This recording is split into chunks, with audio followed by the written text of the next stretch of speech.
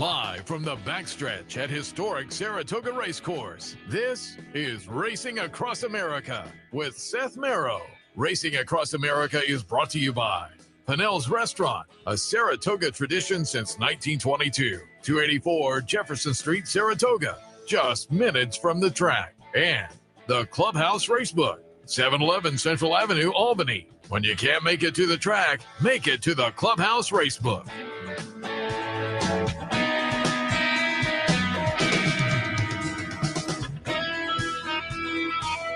Good morning and welcome to Racing Across America on a steamy but a nice Friday morning right in front of Clare Court. There has been plenty of activity. In fact, a full tram is now going by of breakfast folks with a backstretch tour. Things are calming down on the training side, though, but the horse, usually at about 10 o'clock that happens behind us and over on the front side, but there was a lot of activity here this morning.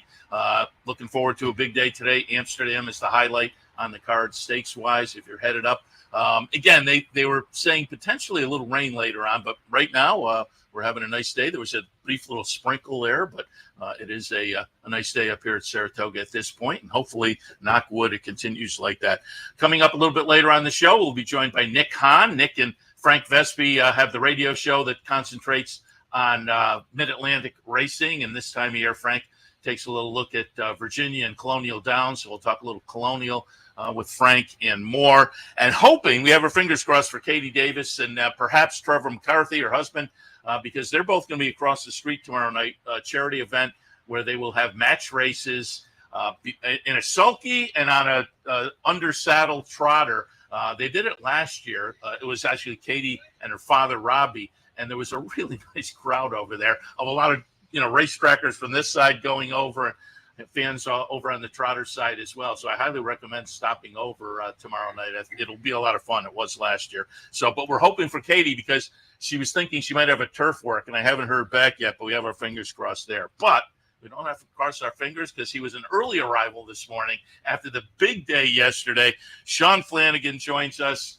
He owns Chancellor McPatrick. Nice win yesterday in the Curlin. Sean, good morning. Good morning, Seth. How are you? Very Thanks good. for having me. Happy to have you here, and I've told this story a number of times here. Mike McAdam, who writes about horse racing up at the press box every day, we have an annual tradition on closing night, Labor Day. We go downtown and haunt Caroline Street a little bit. Last year we were down there. Always got to make the first stop traditionally at Desperate Annie's, but then we made our way over to 9 Maple. Not many places open, so there was a nice little crowd in 9 Maple, and we're at one end of the bar. The other end of the bar, somebody says, "Hey, here's my friend Sean Flanagan. He won the Hopeful earlier today." The crowd erupts. I think you bought a round as well, and then you made your way over and you were shooting the breeze with Mike and I, and you had a nice little group of friends that you were interacting with a lot of the people around who had been at the track that day. That's our highlight closing day memory now for Mike and I. That's the best awesome. one we've had so far. What a night. I think I broke even on the day. I won the purse money, but after buying the whole place was packed. But we had a blast that night. It was great to meet you as well. Yeah, it was a lot of fun. And this morning, jokingly, I said, "Were you at 9 Maple last night?" And you said, "No." And I kicked myself. You were overseeing Seinfeld. Seinfeld. He was fantastic. He had all kinds of great things to say about the city of Saratoga. And I guess he walked through downtown. I don't think he went to the track yesterday, but he had some really good track jokes, Yeah. It's like, where's all the money coming from? Do you sell the manure?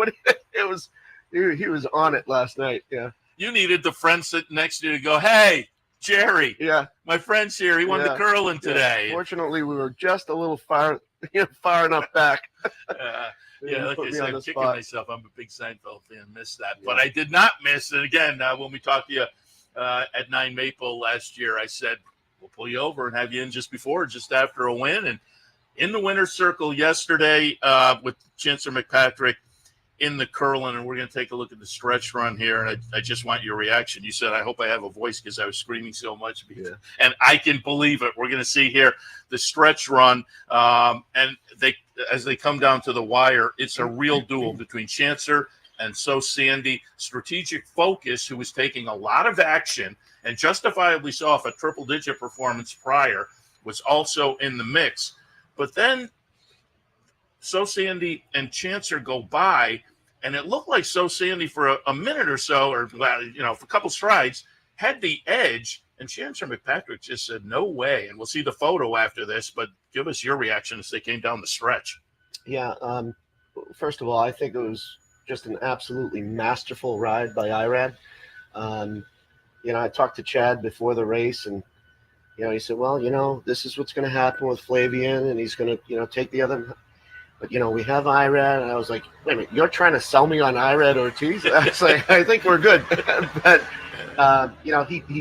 he kept that horse perfect on the rail. Right at the top of the stretch, he spun him out so he could keep the momentum going right into the stretch. He was hitting my horse lefty. Jose was hitting righty. It looked like they got together a little bit, and then I think maybe Chancer bounced off the three a little bit too later in the stretch. Yeah. I think both of the two outside horses changed leads to their left lead, but it didn't seem to affect either one of them that much. But it was just a race where Chancer showed, in my opinion, a ton of heart, just a ton of heart, and an incredibly athletic ride by Irad. I told my friends last night, don't bet Irad today because he used every ounce of energy in his body to get there and get that job done yesterday. It was a great performance. I think we have a couple of shots also from the winner's circle where, you were in the winner's circle with the horse, and then afterwards the TV interview with Acacia, which always means good news when you're getting interviewed for the Fox show. And so a little bit of that yesterday. And I was standing while you're doing the post-race interviews as well. And, you expressed it, given what we've seen earlier this year, and talk a little bit about what we've seen so far this year. Seasonal debut down at Tampa, I thought was okay. And then, it raised some questions in the next couple of starts. So yesterday had to feel great. It felt like winning the Travers, just because I felt so bad for the horse. I don't know if that makes any sense at all, but, because he's so beloved here in New York. So many people love to watch that and rooting that horse on. People that I don't know, somehow coming up to me and just like, good luck with Chancer today. And to be back in the winner's circle, I think the Curlin is a very, very important race of growing importance, I think, over the years. Don't you agree? Yeah. No, I looked at the list of winners recally last night. Yeah, it's an impressive they're all impressed. Yeah, impressive. Definitely. Yeah. But very gutsy performance. A lot of people kind of turned off the horse, and I understand that. And I agree with that because he hasn't done anything. Yeah. He ran, I thought, well on a speed favoring track down in Tampa. He just, the other horse got the jump on him, Owen Almighty. Yeah. But he was flying at the end, and his gallop out was fantastic. And I said, okay, good things ahead this year. But then we got to the bluegrass, and he just didn't fire. Flavian said he knew he was in trouble at the 3/8 pole in that race. He got a little sick the next day, and then he missed a bunch of training, like 2 or 3 weeks of training. And Chad, to his credit, he is very, very cautious. And he said, you know what, we're going to put this horse through a whole battery of tests, bone scan, nuclear bone scan, and everything. And he got a clean bill of health. He says, so I'm going to train this horse up. And so when we went in the Woody, that was a bit of a surprise to me. But Chad seemed to think that, hey, you know what? I think this horse is training well enough to run in this race. He caught a really deep, demanding, muddy track, and that might have hurt him. But and Chad did not want to. The next race being the Curlin, he refused to go elsewhere. He wants to catch a dry, fast track here at Saratoga. He kept saying it to me. And he says neither the Curlin nor the Amsterdam really suit him. He says a 1-turn mile would be perfect, But anyway, so we wound up in the Curlin, and we had to go against the monster Strategic Focus. Yeah. That's still a great horse, and we it turned out he was right on the money. Yeah. Because 7 furlongs, I'm not sure he's fast enough as a 3-year-old now. You know what I mean? He was able to get it done as a 2-year-old, but these horses are bigger and faster. The sprinter types. And I think he made the right decision. Obviously, he did. And so, you were kind of a little bit up in the air, understandably. What's the decision process going to be going forward? And it's kind of funny that a couple of people ask, how much input do you have as the owner? 0. He said, I'm laying it on Chad. But obviously, you come out of the Curlin, which is traditionally kind of a prep for the Travers. That has to be part of the conversation. But what are you looking at now? Well, I don't really know. I haven't talked to Chad. I think he needs to take a few days and see how the horse. I checked in with him this morning. The horse came out of the race well. Looks good. He ate up, and so that's good. Yeah. So at least we don't have that hurdle to clear. But I think that at this point, I looked at the gallop out yesterday. It was fine, right? I think all three of those horses galloped out together. So maybe he can get him an extra eighth. I don't know, but we'll see. It'd be a dream of mine to be in the Travers. I know that, you know. And you know, we've kind of alluded to it, but he loves Saratoga, obviously, and I had to go back and pull up from Labor Day last year that led into the big night down at 9 Maple. I had to pull up the replay of the Hopeful. Won his first 2 starts of the career here, the Maiden Breaker, and then he went right into the Grade 1. Subsequently went on to win the Champagne. And both of the, really all 3 of the first starts, kind of troubled at the beginning, and then he just was phenomenal coming down the stretch, including this Hopeful victory. And again, to get a Grade 1 up here at Saratoga, which a horse you purchased early in the year at a 2-year-old sale, this has to be a great memory as well. It was an incredible memory. I was talking to Flavian after the race at 15 Church, and he said his I believe his left leg came completely out of the stirrup, and he had to reach down and put it back in after a 16th of a mile. I said, "You're kidding me!" But he was traveling so well. He figured the race was over. He was traveling so well down the backstretch. He says, "You know what? I'm going to give this horse a shot." And here he comes on the outside, just like he did in his debut. And you know, he got up. You know, at the very end, it was really cool. And those are the kind that make fan favorites. You know, I was a big fan of Forgo back in the day. And it's just fun to see those horses who kind of overcome adversity, as it were, and he fits in that category. And again, we'll be checking in to see where he is headed next. But as I say, you won the first 2 starts of the career at Saratoga last year. I pulled up a shot of his catalog page from OBS. You bought him last year, OBS April. And from what I read, John Kimmel played a part in kind of pointing him out. Talk about the process of buying this 2-year-old last year. So in that particular sale, I had just had shoulder surgery 2 days prior. And so I wasn't there at the sale. And I had told John, he and Nick Salusto do a lot of bloodstock work for me. And we have a nice system. We pick out horses and, you know, we run them by Chad, and Chad loved, so he gave me 2 hips. And I said, I don't know how active I'm going to be, you know, just recovering from surgery, you know, because I'm out of it at home up in Massachusetts. And he says, I really like the way this horse ran through not just the 1/8 of a mile, but 5/8.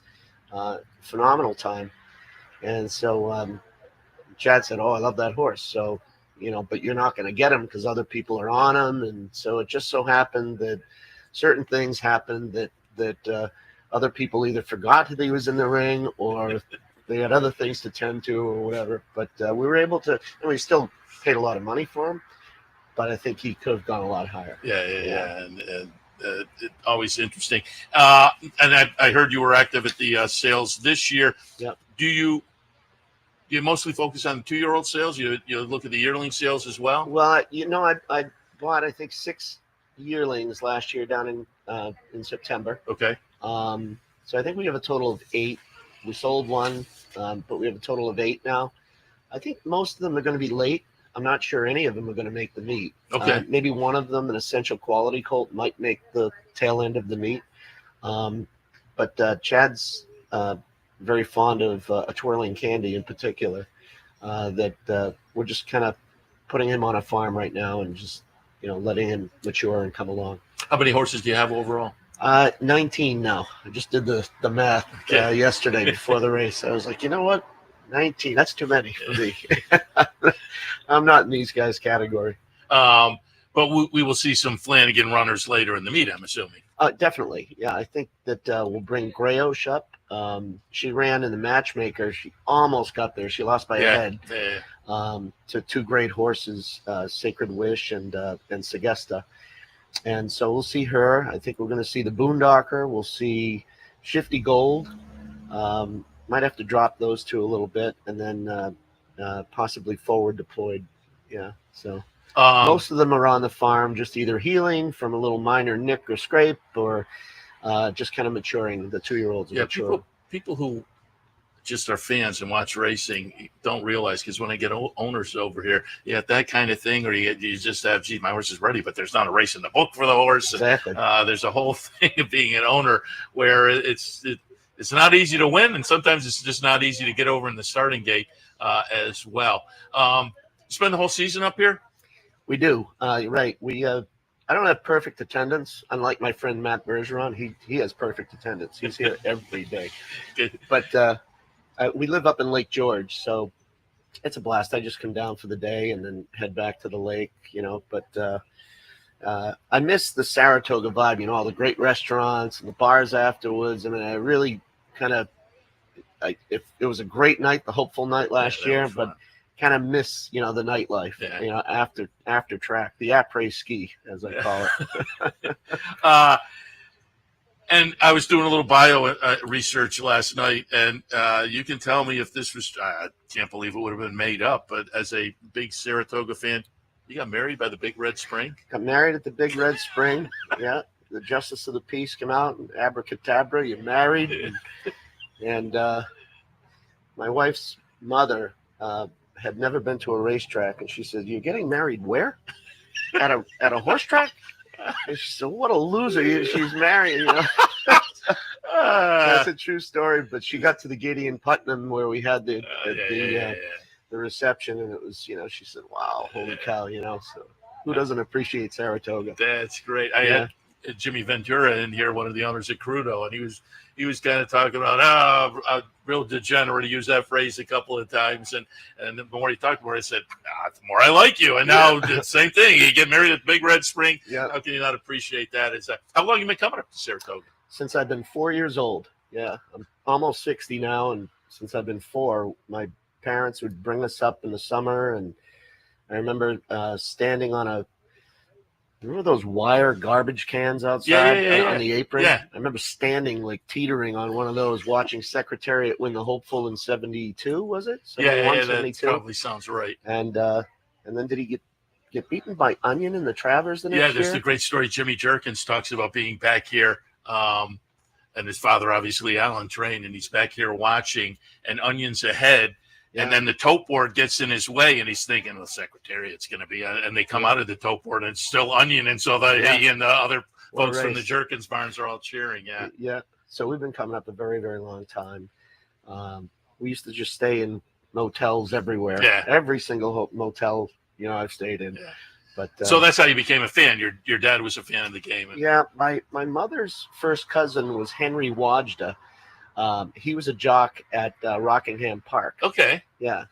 He unfortunately lost his life in an accident. But so we were always horse fans, so we kind of grew up at Rockingham Park as well, which was a great facility. Oh, my God. Oh, yeah. I made one visit there. Yeah. And I made a visit to Suffolk one of the last 2 years when they were kind of a little boutique meet, and they were actually getting some pretty good crowds.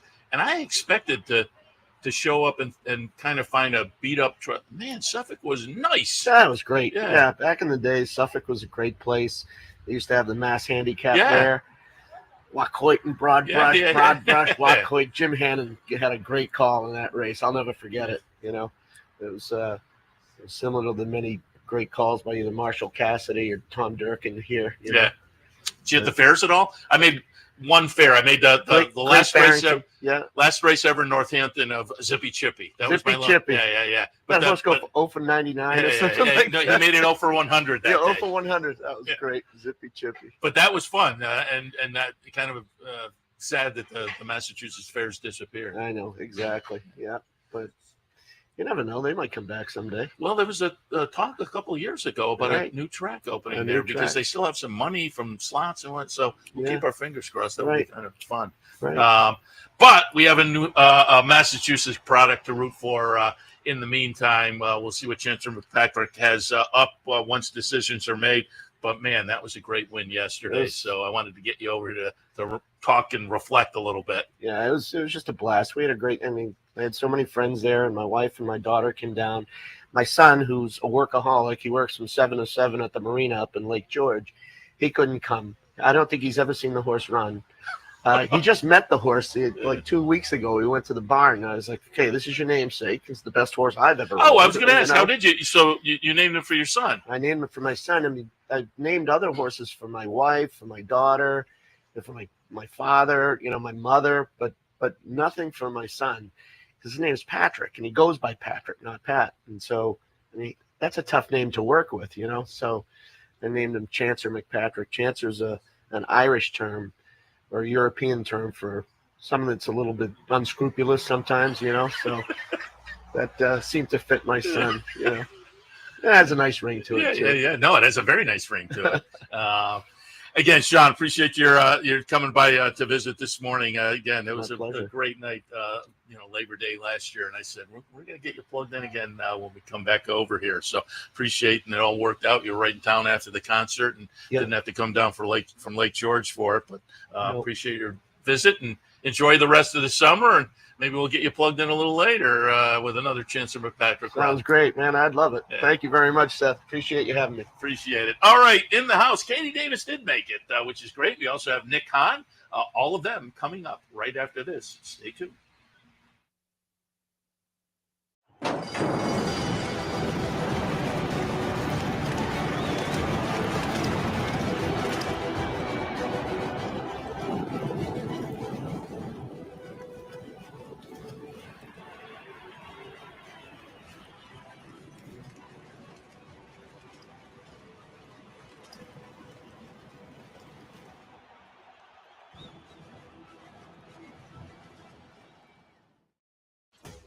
Sometimes it pays to go with the flow, to check your worries at the door, to reconnect with your crew, to follow the thrills and the flavor, to roll with it and see where it takes you, to enjoy every minute to its fullest, and to dance like there's no tomorrow. You can do that here at Rivers Casino and Resort Schenectady, where the good times flow. For centuries, the bond between horse and human has been forged in trust and hands-on care. Thoroughbred Racing is combining that tradition with cutting-edge technology to raise our standards even higher. New investments in wearable biometrics, advanced imaging, and AI help optimize our safety programs. That opening quarter mile was a quick one. Every day, a commitment to improving their care. So win or lose, it's safety that runs first. To learn more, visit safetyrunsfirst.com.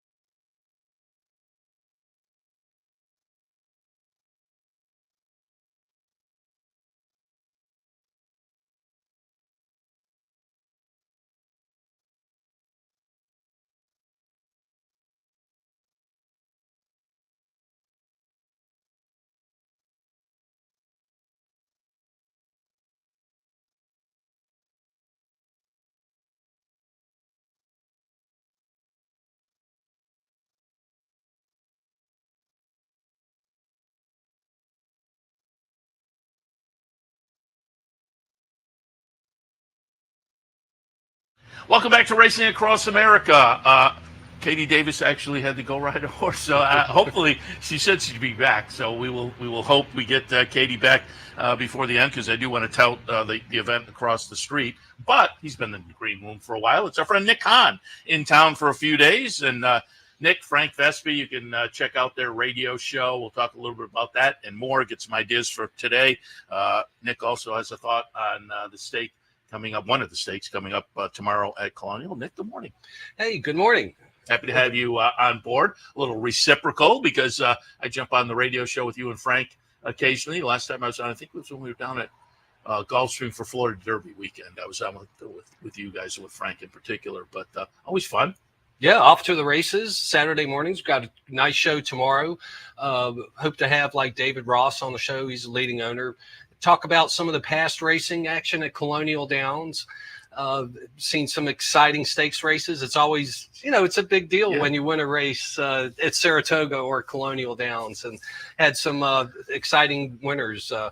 See, you had Flanagan here on the show just a moment ago. Is it too late to go tackle him because I had So Sandy? I need to go find. I still can't catch up to him. But no, what a great race yesterday in the Curlin. Yeah, I was standing right next to you. We were rooting along, and it was funny. I mean, at the end, I thought So Sandy had Chancer, and Chancer just said no and came by, and then it became a head bob, and Chancer got the bob. But it was a great race, certainly. We mentioned Colonial. I pulled up a little video taking a look at Colonial Downs, and the guys can show that just because I want to reflect on Colonial a little bit, which has become very popular in the last few years. And I pulled up the leaders list, jockeys and trainers. A lot of familiar names. On the trainer side, Mike Trombetta, who's been running horses up here. Brittany Russell, who does so well down in the Mid-Atlantic region. Jamie Ness is on the list with the jump situation down there. Jack Fisher is going well. Kenny McPeak is up. Safi Joseph. So familiar names there. Jockey side of things, Ben Curtis, who has become kind of a name to watch recently. Paco Lopez, Sheldon Russell. Dan Santino. I mentioned that because you wrote a nice little article about him. Folks who follow Tampa in the wintertime are familiar with Santino, but he's having a nice meet down at Colonial. Yeah, he was a little strange, a little bit of a stranger to Colonial Downs, but he hadn't raced there in about 4 years or something. But he had a great start, won 2 opening day, won another, had a really good start to the meet. He's won again recently. And interesting background with him. He won 2 Tampa Bay Derbies, but we don't really know that much about him. We somehow think that by the end of the meet, we'll know a lot more about him. Yeah, and you have a nice article on him, as I say, theracingbiz.com. Pulled up a graphic, I think, with the website address. We talk to Frank Vespi all the time as well down in the studio, covering some of the Laurel recaps for stakes races. But you have, again, the Santino article. There's a lot of other content there, obviously, focusing on the Mid-Atlantic region. But you're doing picks every day for Colonial, right? Nick's picks have actually picked every horse race thoroughbred in the history of Colonial Downs. Not correctly, but I've actually made every pick in the history of the racetrack. Oh, that's crazy. But it's kind of an interesting time. We had a day last week where we had the estate of Larry Johnson, who was a Virginia breeder. Had a real nice weekend with the Future is Now. He won a stake at Colonial Downs, and when you lose a guy like that, personally, you obviously. Last time I saw him, he was walking to the winner's circle last year at Colonial Downs, and I think he was wearing 15-year-old flip-flops and the shirts on. He walks in there and just really enjoyed the sport so much, but you're wondering how you're going to replace him in Virginia.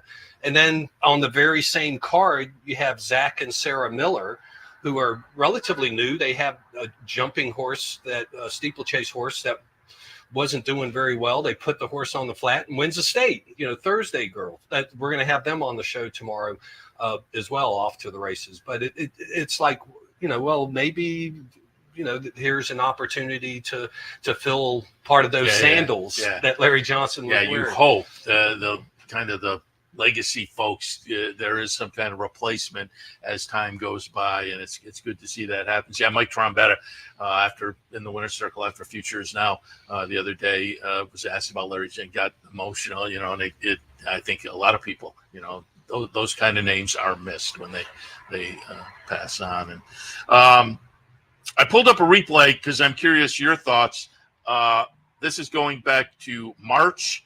It was a new little meet at Colonial Downs, the Virginia Derby. American Promise got it done. There was a great storyline there, obviously, given how it's all played out with Dwayne Lucas. But American Promise wins the Virginia Derby on the dirt in that little meet. And it was interesting. They plugged it in, interesting place on the calendar. And curious your thoughts on how the new little short meet went this year. Oh, I think they're trying. So the summer meet has been expanded to 41 days, and we ran these 3 days. And of course, this is Dwayne Lucas, and we another big, shoes, hat, everything else we got to replace in the sport. But wins this race, sets the track record in winning this race, and I think they liked what they saw. The crowd was there. A lot of people kind of wondered, can you race on the dirt in Virginia in March? Now, how does that going to fit in the big scheme of things? And it was a big success. There were skeptics. I was one of them because Colonial's turf racing and summer and fall racing, and the test went very well. I think there'll be some changes to it. I'm not sure exactly. I'm not sure they know exactly what, but they see opportunity here with that mid-March opening, and I think it one turn. It's a kind of a unique race. It's a 1-turn mile and an 8. Yeah, Colonial is a big track. It catches people by surprise. And Dwayne Lucas is undefeated. He retired. He's undefeated at Colonial Downs. We used to talk a lot of basketball. We played basketball in the Y. We played this morning earlier this week. But one of my prized mementos in horse racing is a basketball that I had Dwayne Lucas sign. And I remember when I gave it to him to sign, he didn't go behind his back and he didn't spin it on his finger, but you could tell he had handled a basketball before. And he held on to the thing for about 15 minutes. And I was like, well, Mr. Lucas, are you going to give me my basketball back? And he ended up signing it. But he always used to say, I'd ask him about shooting and stuff. And he would say, do you shoot in front of did you ever shoot in front of your players? He goes, no, never let them know you can miss. Folks who don't know, he was a high school basketball coach before he moved on to training. That's why people call him coach. An assistant coach at was in line for the head coaching job at Michigan when this thoroughbred thing came I didn't along. know that. Oh yeah. Oh, wow. Yeah. Johnny Orr sort of set him up with maybe the head coaching job at Michigan, and then the thoroughbred thing started to take off for him. And he decided, now you wonder, he was so did so well on this side, you'd have to think he probably would have done well doing that as well. Absolutely. So you played this morning? Yeah, How'd you played this morning. Not as well as I did Wednesday, but they miss you down there. I told them I'd try to be an apt substitute for you, but played with Barry and Doug, and Doug's a guy that shoots from the hip, and let them know that we were going to be on the show. They might be watching. Yeah, he's got that quick release. You sit there and you're like, that's not going to – oh, that went in. It swish. Yeah, it's constantly good crew over there at the Y. But since the season started, I haven't been able to get over as much, unfortunately. But we'll be back. Before we move on from Colonial, we'll take a look at the stake in a few. Sure. But there was some news yesterday. There was some scary news yesterday, but you got an update on the spill and Tyler Connor. Yeah, Tyler Connor took a spill in this, I believe it was the 7th race. The management decided they should cancel racing for the rest of the day. But good news. He's doing well. He's in great spirits. He is expected to make a full recovery. I spoke with Paula Bacon this morning, and she provided a little bit of an update. He does have a broken nose. He fractured a vertebrae in his back, but he is expected to make a full, Tyler, if you're watching, we're certainly thinking about you. I was amazed. The response, I heard it up here. I heard when he went down, and I heard the good news about him getting better up here. The jockeys up here were very alert and very aware of what had happened. And the dangerous situation he was in for a little while. He had to be evac'd out, but he's doing better, and that's obviously good news. Yeah, no question about it. I'm happy we got the update there. On social media, they were kind of alluding to that last night, that, it turned out better than maybe people were expecting. So that is good news, because that's always scary. And these guys are out there, every day, kind of in a very dangerous situation. So we always hope for the best in those type of situations. All right, let's get a little look at some of the action. You're up here a little vacation, but a little handicapping. As I say, people can go to the racingbiz.com, catch Nick's Colonial picks every Colonial Racing Day. Oh, and also we've mentioned the radio show. If you go to the racingbiz.com, you can also link to the radio show as well if you'd like to check that out. But Amsterdam today, I think it's a fun little race and nice competitive field, 6.5 furlongs, a trip in the grade 2. I went with Macho Music. I was kind of logical here. But the Woody and my co-host on the handicapping show made a great point. Maybe the Woody yesterday with the performance by Chancellor McPatrick was defined as a funny key race that a lot of horses that maybe will come out of it and run better than they did. And that's what I'm hoping for Macho Music, and a couple other horses in here also come out of poor performances in the Woody. Garamon's interesting to me off a poor performance in the Pegasus, but the cutback should help him. Gunmetal and T-Craft, again, are coming out of the Woody and players for me. What did you see in the Amsterdam? I kind of saw it like you. Macho Music is, is going to be a horse that could be a little loose on the lead there. It's interesting. Uncaged was supposed to run yesterday, and is going to run here. So Pletcher making the choice here. That Curlin bloodline you have to be careful of. Gunmetal, sired by Gunrunner, expensive horse. Draw a line through that muddy start back in June here at Saratoga. I don't think he's going to get that sort of track condition. Looking at the win at Keeneland, I think that's a horse. One thing I like to do up here, it's a rare opportunity. We always go to the paper and we handicap. I like to see him in the paddock a little bit. Yeah. I think it helps, and I like So Sandy because the way the horse looked in the paddock and moved this horse up yesterday, and so I'm kind of I want to see Macho Music, I want to see Gunmetal, I want to see Uncaged, but I think Gunmetal is a horse that has an opportunity to pull it off. And I did see you as I walked in the paddock. You were standing by the fence checking the horses out before the stakes yesterday, taking a look. How did you become a racing fan? I went to Delaware Park the day after my college graduation, and I was like, oh boy, I got my degree in the wrong field. It was just very appealing to me. I ended up working for the county in New Kent, and this was in the early 90s, and there was like a big recession going on back then, and a lot of the local counties were kind of, they were building landfills, rural counties. They were building prisons because Governor Allen at the time had abolished parole and stuff. And we were like, well, why don't we go after the racetrack? And the county had an enormous amount of support, 85% referendum approval. And that's basically, I kind of walked into it from there. But it's amazing to me. Everything that they warned me about horse racing when I got into it is completely false. It's a crooked game. No, it's actually got a lot of integrity to it. It's a bunch of Vorpins and gypsies and people. It's like, no, it's probably one of the most family-oriented sports. I mean, everywhere I looked, I saw like this major contradiction about what I was, being warned about getting involved in horse racing. And I would look through it. If you're new fans out there, look at it through your own eyes, and I think you'll be impressed. We're talking with Katie Davis here. Hopefully she comes back because I want to get my picture taken with her. But the stories that she can tell. I don't ride horses. I don't train horses, and I got 1,000 stories. Can you imagine what you hear from everybody else? You have a favorite wager? I bet everything to win. I like to kind of keep things narrow. Yeah. I don't like to. We had a general manager at Colonial Downs, John Mooney, and he was walking out of the Derby one day, and after winning with Monarchos, and actually heard him whistle, which I'd never seen John Moody whistle in my life.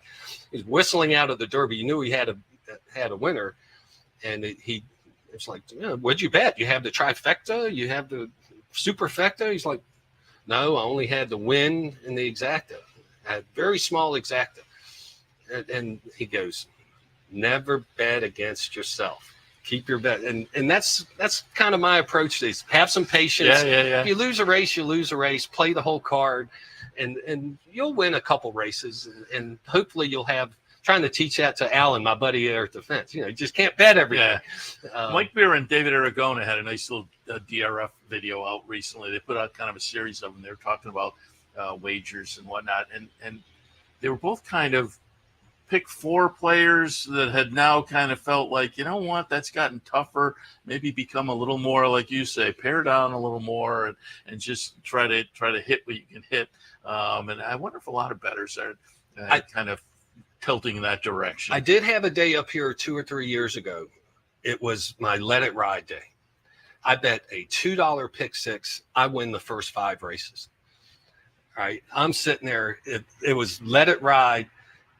I had one more race to go. Horses in the lead by three lengths at the top of the stretch, gets beat. So I had a Let It Ride day, except I lost the last race. Kind of ruined the movie for me, but it's a pretty good story for a $2 pick 6. The pick 6 paid $159,000. Oh. I got 411, so I wasn't complaining too much. But there's a lot of gap there, though. That's. Let's take a look at some of a couple of stakes up here tomorrow. Kick things off on the grass in the Lake George. Grade 3 event, mile and a 16th on the grass. I might tilt towards Classic Q.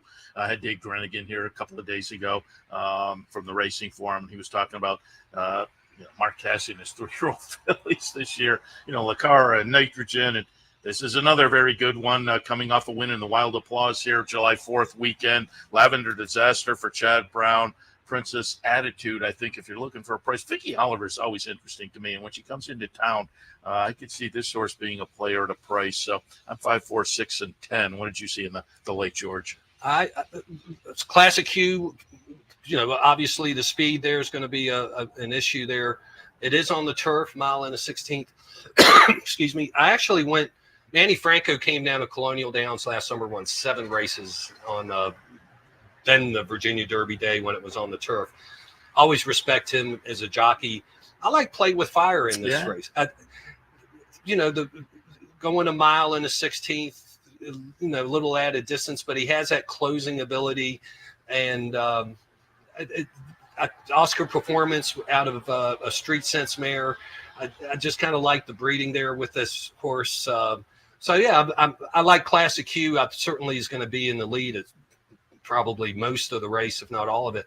But I got 10 with 5 is kind of the way I went. And then I, maybe put a couple other horses in an exacta, not too many, like I said before. Just stick with that win, stick with that exacta play. No, and play with Fire got at the bottom of my mix. I was a little concerned about the post position for that one, but as you say, Manny Franco on board and has a style that maybe can kind of stalk a little bit. He's won over. He's outfinished a number of the other horses in the race, except Classic Q in the last race. But Jim Dandy, again, I don't know whether anybody's getting by Sovereignty, who is clearly the leader in the clubhouse at the halfway point in the 3-year-old year. Journalism and Baeza are sitting 2-3. I think 1-2 are pretty clear. Baeza is sitting 3, but I think the other 2 are separated a little bit from Baeza. But it's going to be interesting to see what Baeza does tomorrow. Sandman certainly has had a nice career. You can't knock that. Almost $1.5 million in 10 starts and the Arkansas Derby win. But it just looks like Sovereignty is going to be too tough tomorrow. Yeah, there's a horse here, Virginia interest with Moplex, who is a Virginia certified horse, a wonderful program down in Virginia where, they're not bred in Virginia, but they spend a little time down there before their 2-year-old year is complete. So that program has worked very well. And Moplex from Valvo Racing and Training in Middleburg, just outside the Middleburg Training Center there. Zoe Valvo was the host, if you will, of that horse. And winning the Ohio Derby there, it's kind of a local interest, maybe more sentimental than intellectual perhaps in this field. But hey, Saratoga is the graveyard of favorites. Might take an opportunity to try and put that horse. But yeah, Sovereignty would be a solid single in any pit 3, 4, in that grouping. But I'm just noticing also it's a field of 5, but there is no show wagering. So that's intriguing as well. But we had Jeremiah in the other day talking about Moplex, and the Ohio Derby was kind of plan B. They were going to go on the New York bred Mike Lee, and then he was in a quarantine barn, couldn't make it there. So they went out to the Ohio Derby, and he looked great. And yeah, that Virginia program is interesting. They can be like this horse, a state bred somewhere else, but spend a little time in Virginia. They get Virginia certified, which allows them to maybe hit some stakes races there as well. So. Good bonus money, as part of the program. And it saved a number of Virginia, it's hard to start a farm but Virginia did have an established network of breeding farms that were at risk. Yeah. And this program, I saw it firsthand. I walked into several barns where there were 2 or 3 horses in it. And after the program, you came back and you see 20, dozens. You start seeing dozens of horses in some of these barns. And not in all parts of the state, Charlottesville area where I'm from, Northern Virginia, Richmond area, it's been a great program for us. And traditionally, Virginia has been a spot. What Secretariat was a Virginia bred, right? Yeah, I got a horrible Secretariat story to tell you if you got a moment. But I'm 13 years old. I'm going to Kentucky where my brother lives, and in those days, Ballard High School in Louisville was a big basketball school.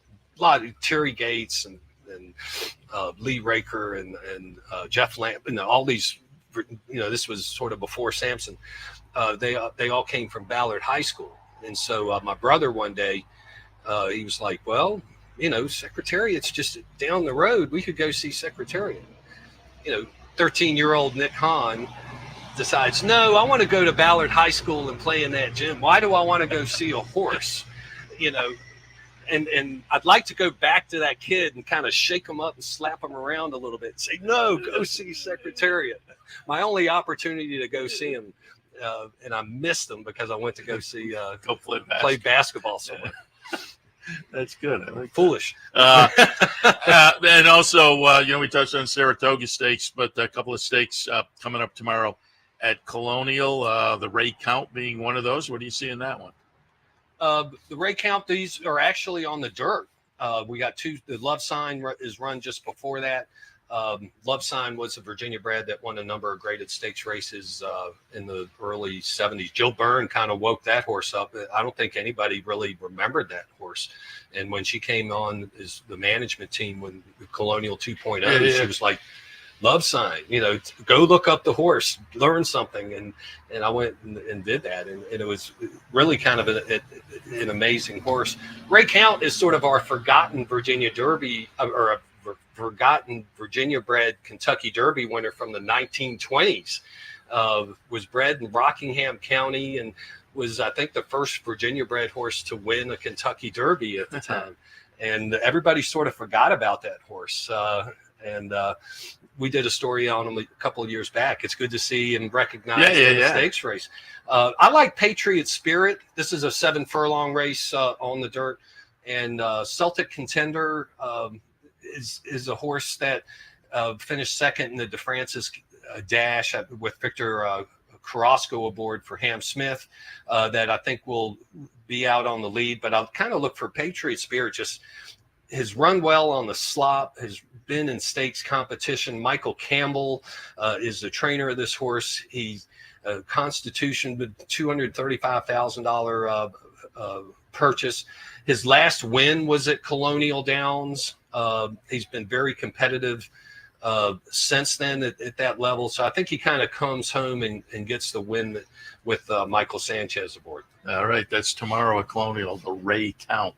Nick, appreciate the visit. A little handicapping. And as noted, you can check out the racingbiz.com. Nick writes some articles there, handicaps Colonial every day. You can also get the link to the radio show that he and Frank Vespi does, and Racing Biz does a great job covering racing in the Mid-Atlantic region. So check it out as well. But Nick, always appreciate the visit when you're in town. And one of these days I got to get over and play basketball along with you. Come in so a Monday morning during the meet. I can make so come in like a day earlier. So Hey, I can square off. by the way, just real quick, my son is in town. He is a eyelash owner in my racehorse.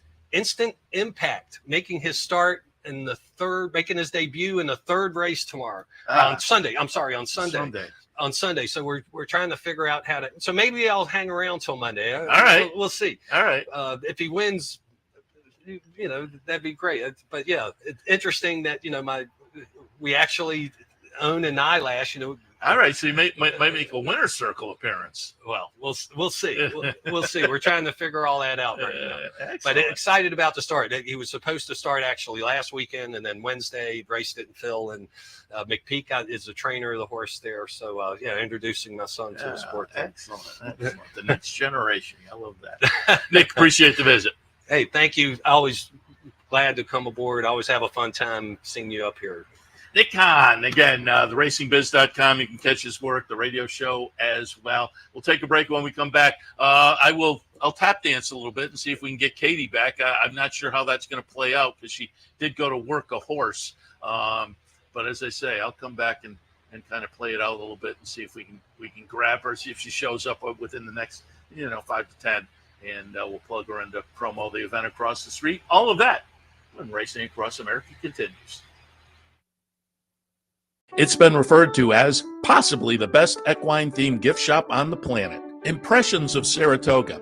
Impressions of Saratoga, celebrating the Saratoga and equestrian lifestyles. It's your number one choice for Saratoga souvenirs, apparel, and gift shopping. We have gifts for the entire family, and we're pet-friendly too. Visit us online at impressionssaratoga.com or come on down. Impressions of Saratoga, 368 Broadway, downtown Saratoga.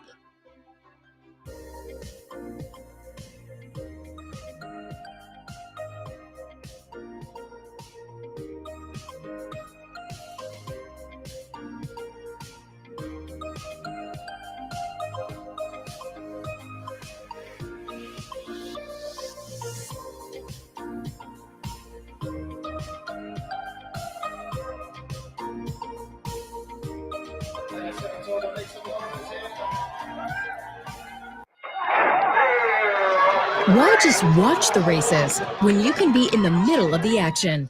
For nearly 20 years, Bonaventure Stables' share-based ownership program has made thoroughbred ownership affordable for the everyday fan.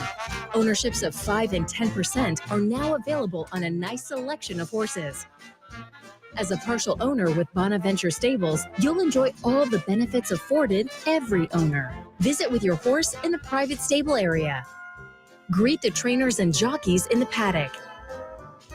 And when your horse wins, savor the moment in the winner's circle at Saratoga, Belmont, Aqueduct, or wherever you bring home the prize. Based in historic Saratoga Springs, Bonaventure Stables has been training winners and creating memories since 2005. Learn more, see available horses, and meet our team at bonaventurestables.com.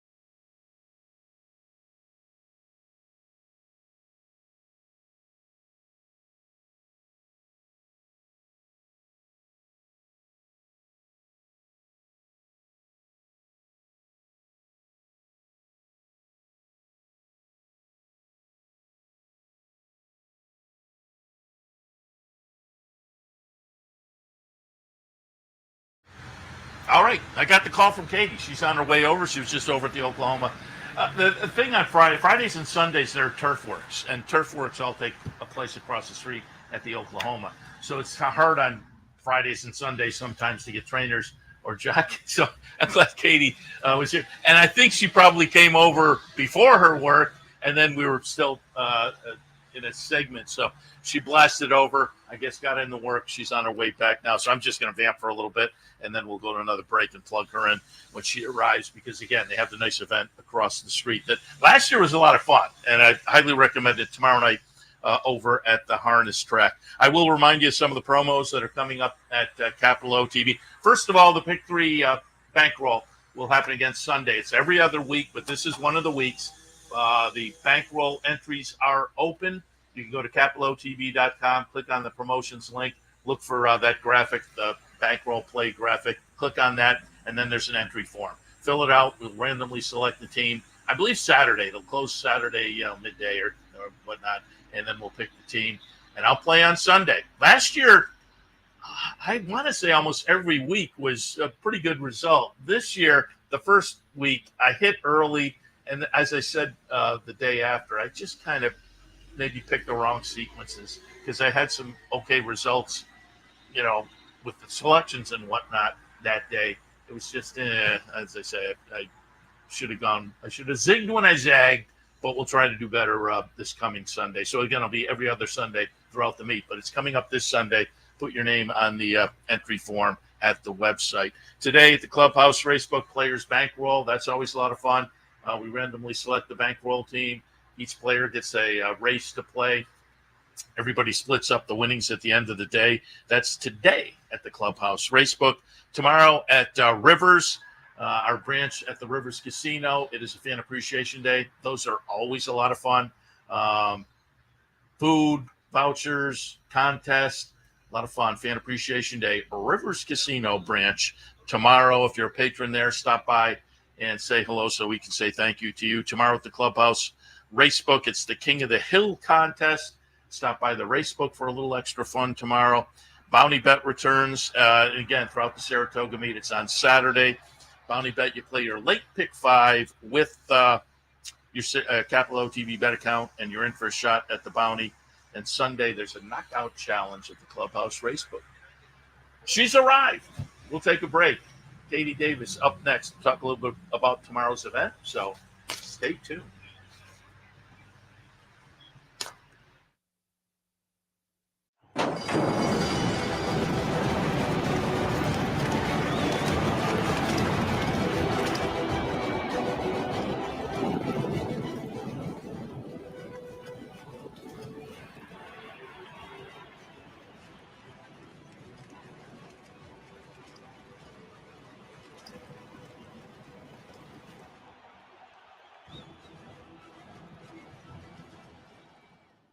Haven't signed up for a Capital OTB account yet?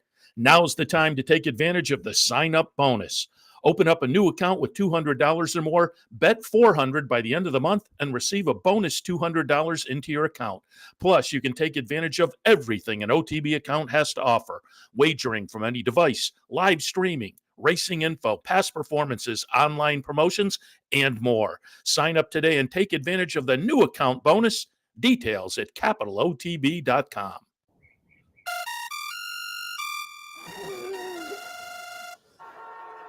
Come on. I want sales reports on my desk by Monday. Whoops. My bad. Love racing? RTN brings you every live simulcast on your home television, plus live video streaming and race replays on your PC and mobile devices. To order, visit rtn.tv. RTN, a breed apart.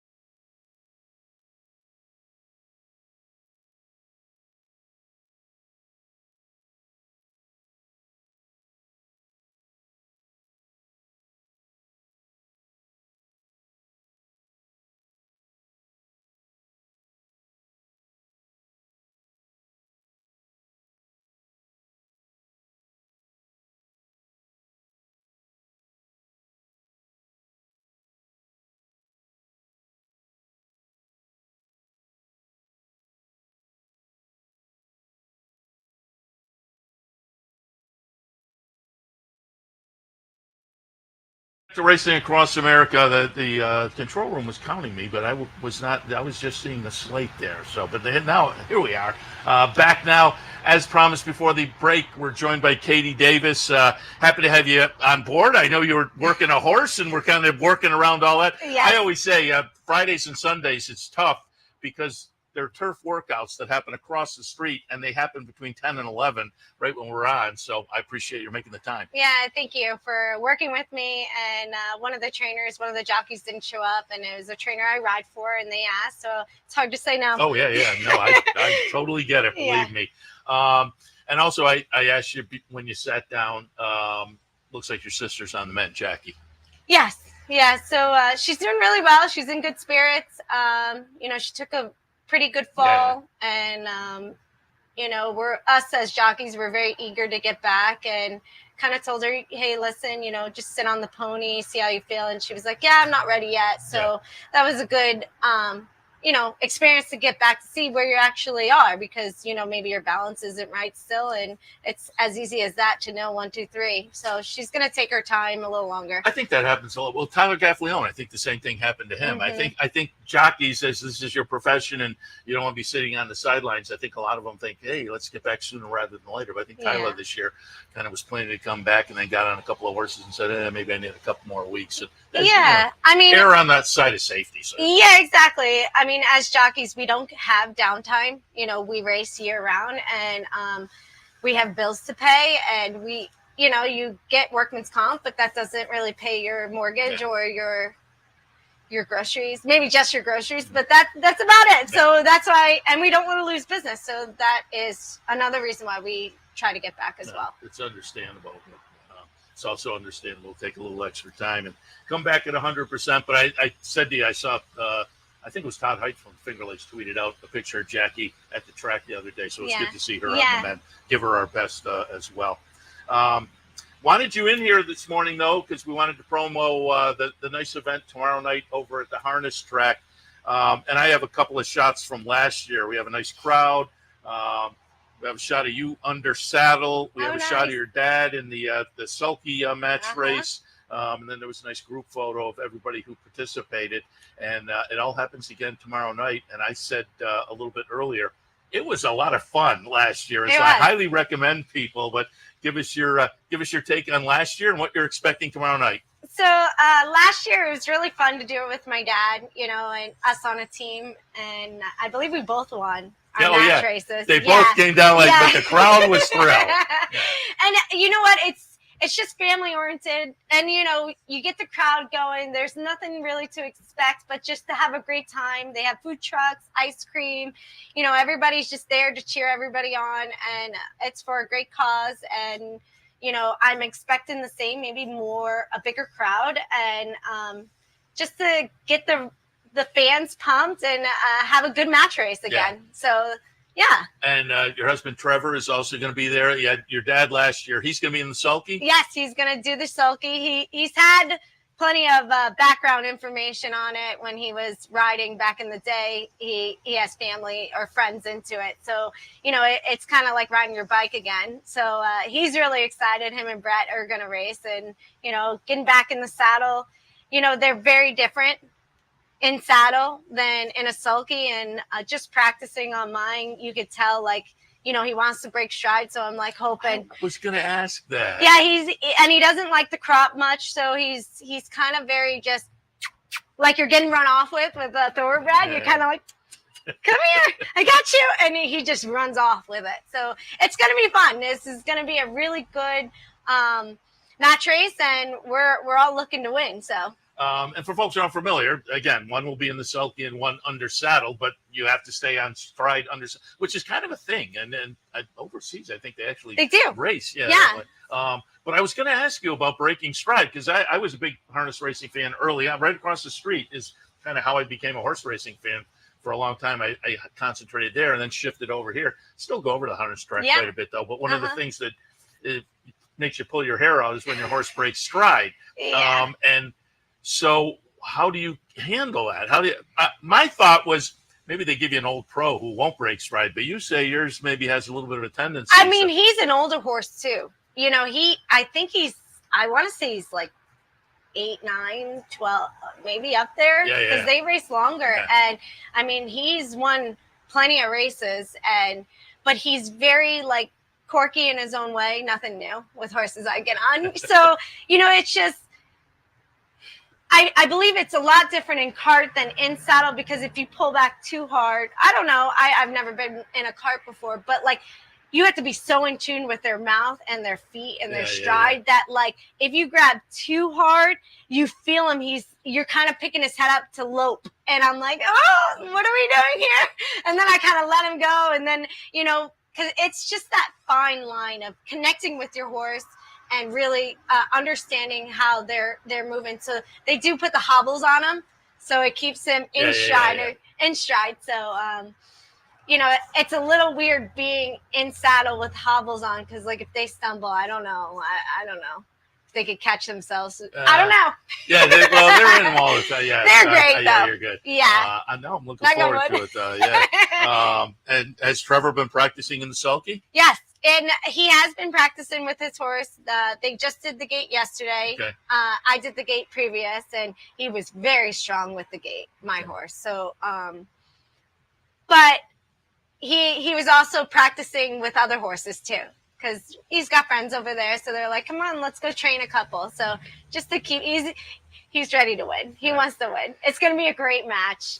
Those two guys, they're at it. Yeah, I mean, he's going against one of the better drivers over there, Brett Beckwith. The best. But it seemed like last year they were definitely knew that the crowd was into it. And as they say, both races came right down to the wire, and it was a lot of fun. And a lot of folks from over here made it, horse people, but a lot of fans came over, made it the doubleheader. Yep, it's right after the last race. I believe we're going to go off at like 7:30, the first race, and then the next one, or maybe 7:30. Mm-hmm. So I highly recommend it. It was a lot of fun last year, and I guarantee you'll have fun tomorrow night right across the street at the harness track, and a good excuse to do the doubleheader. I used to do that all the time when I was a kid.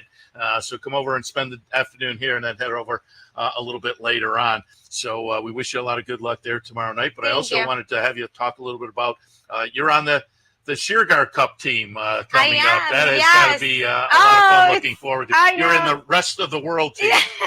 That sounds about right. I'm always somewhere else now in a different category. No, I'm kidding. But it's gonna be amazing. I was super blessed to be asked. They were like very eager to get me. They were like, we want you. Netflix really blew up here, and you're a great rider, and we really want you to be part of our team. And I was like kind of butting heads with my agent a little bit. He's like, Katie, it's Saratoga though. Everybody watches Saratoga. We're trying to, turn heads a little bit. And I said, I totally agree with you, but this doesn't come often. Yeah. How many opportunities? It doesn't. And I said, it's an opportunity that I want to take. And I said, listen, I know you're not going to get paid because I'm not working here, but whatever I make there, I'll share it with you. I'll act like you're my agent out there. And we're laughing. What's fair is fair. And what's the format?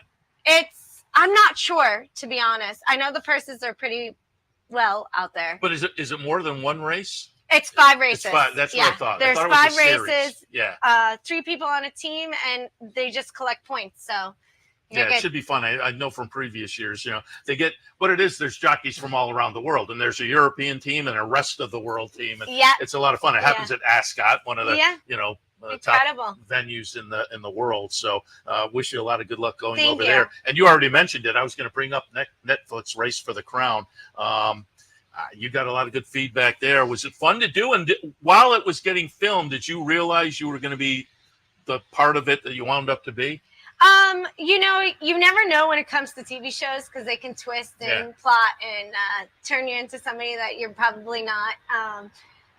But I was the last minute kind of decision, which was fine. And hey, I'm up for anything. And when they grabbed me, they were really excited just because of my background being a mom.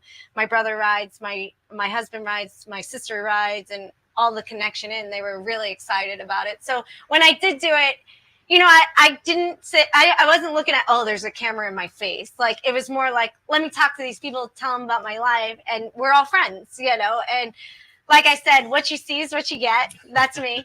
And and I was very happy. I was a little nervous about how the story would come out. And I did ask the head producer, I was like, I don't want to come across this woman in a male dominant sport just like, oh, poor me, I'm trying to make it. No, it's a tough industry. I'm here. You give me the horse, I'll place him right. And I'm right there with those guys. Yeah. You know, it's not a rocket science. You know, as long as you're smart out there, you're strong and you're capable, you're going to get the horse to the wire.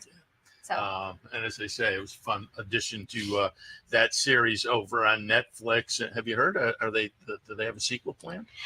I have heard. She did tell me before it came out. They were like, you know, if this goes very well, get ready because we might call you again. Okay. So we'll keep our eyes. I'm all for it. We'll keep our eyes open there. And I know you're a fan favorite. Last time you were here, I followed you out one day last year from the unsaddling area over to the jockey's room. And man, you get stopped and pictures and autographs. And you tweeted out a couple of pictures already this year. Are you coming out meeting some of the kids outside? Yeah, of course. That's got to be fun. It's being up here at Saratoga and the interaction with the fans who are so into it. Yeah, see, we could do more as jockeys, and the kids, they're our livelihood. Not saying, betters in that end, maybe they'll own horses, maybe they'll start training, it's to bring the younger crowd in and to keep this sport alive. Yeah. And, I think we tend to fade off a little bit and not cater to that. So, if I can give back to those people and young women in coming into the racetrack and just, I've had parents, thank you so much. My son wanted to leave and now all we have to do is come see you after the race. And I said, of course, and it's nice to give back positive feedback for horse racing. And that's what we need. Yeah, very good. You have any plans for your daughter? Are you going to shift her away, or is she at her young age tied into the game at all? She knows what mommy does. She knew what daddy did. And just the other day, we have a horse, Seattle Slew on our wall, and she smacks and she goes, Mommy, I'm going to be a rider. And I go, wait, what? I didn't repeat what you said. She goes, yeah, I'm going to be a jockey like you. And I said, okay, honey, relax. You got your whole childhood ahead of you. Like, my dad, he kept us more away from the industry, and we weren't on the backside. We weren't around the horses. He was a jockey, not a trainer. And so, more as a trainer, your kids would be at the barn more because you have to be there. But as a jockey, he's like, come on, let's go do activities. Let's get out of the game. And when we turn 18, my dad started training. You're all in the game. We were like, Dad, we're following you. But he made us adrenaline junkies, like I said once before. And Riley, she's not far behind. She likes to go fast in the car. Go, Mommy, go. And I'm like, it's red. Go, Mommy, go. And I'll floor it sometimes with her. And she's like, this is awesome. And she's just giggles. So, oh, man. Super cute, too. You have some pictures on Twitter, and folks can follow you on Twitter. Couldn't have you in without showing a race. And I went back to just a few weeks ago, Sunday Girl. You won a nice little stakes race, the Hettinger, and saw the horse just worked up here the other day. And I imagine with some New York bred races, maybe we'll see Sunday Girl up here, but a nice win. And, it's always fun up here at Saratoga to get some victories. So we're shooting there, but you had a nice win, as I say, a little stakes race just a few weeks ago. So that's what it's all about. Yeah. So with her, they breezed her once on the grass as a 2-year-old, and they were kind of like not too fond of it. So we just stayed on the dirt with her because she runs very well in the dirt. So they really had nowhere else to go with her because they got rid of a stake up here for her on the dirt. And they were like, hey, let's try grass. They're like, I don't know what to tell you, but, good luck, her. And experiment successful. Yeah, and you know what? I kind of like going in like that, because a couple jumps out of the gate, what's underneath it. If they like it or they don't like it. And it was awesome because when she popped out and then I looked down and then she's just dragging me, I was like, this is my race. I knew by the half-mile pole, these guys are not catching me. So she's got to be a great feeling. It doesn't come often for me. I wish it did, but maybe one day. But it's nice to feel it and know and have that confidence underneath you to just be like, catch me if you can. And it was funny. Joel was like, man, I thought I was getting you at one point. I said, you weren't catching me. Oh, and you know what was funny? Before the race, I told Joel, he goes, what are you going to do in this race? I go, I'm going to follow. I forgot what number I was, maybe the 4. I go, I'm going to follow the 4. And he goes, you're the 4. It's like, yeah, come follow me. It was very cute. Good, very good. And before we let you go, speaking of Twitter, I pulled up a shot that you posted on Twitter a little bit earlier this summer. A little shot of you and your dad downtown. What's this all about? Hanging out at the cigar shop. Cigar lounge. You know, my high school days, I used to smoke cigars, and it's been a while. And I'm like, we took my parents out for dinner, and we're like, come on, let's go hit the lounge. You know, some of the guys like to smoke inside. Oh, I'm like, if we're going, we're outside. I don't need it in my face. So, and I tell people I want to be able to talk to trainers the next day. There you go. You start, yeah. So. And that, of course, was your dad, Robbie Davis. If folks aren't familiar, newer folks to the game, he was a great rider in his own right. And my co-host on the handicapping show earlier said, as he was driving in the other day, he thought he saw your dad on him. He's still gallivanting. Nice. He's still in shape. Still he loves it. Yeah. He loves it. Katie, I know you got something else coming up, so we'll let you wrap up. You. But I definitely wanted to get you in here to tout the event across the street. Again, I highly recommend going over either a double header, or if you can't make it over here, just stop over at the harness track tomorrow night. I guarantee you'll have a good time. But we appreciate your stopping by. Thank you. Good luck tomorrow night and the remainder of the meet over here as well. Awesome. Thank you again. Thank you. Katie Davis. All right, we'll wrap it up for this Friday morning. Again, the weather is a little bit questionable maybe, but right now it's very good. So we'll see how the day plays out. Keep our fingers crossed. But as far as tomorrow, back in at 9 a.m. Handicappers Aboard, 10 a.m. Racing Across America. See you then. You've been watching Racing Across America. Racing Across America has been brought to you by Pinnell's Restaurant, a Saratoga tradition since 1922. 284 Jefferson Street, Saratoga, just minutes from the track. And the Clubhouse Racebook, 711 Central Avenue, Albany. When you can't make it to the track, make it to the Clubhouse Racebook.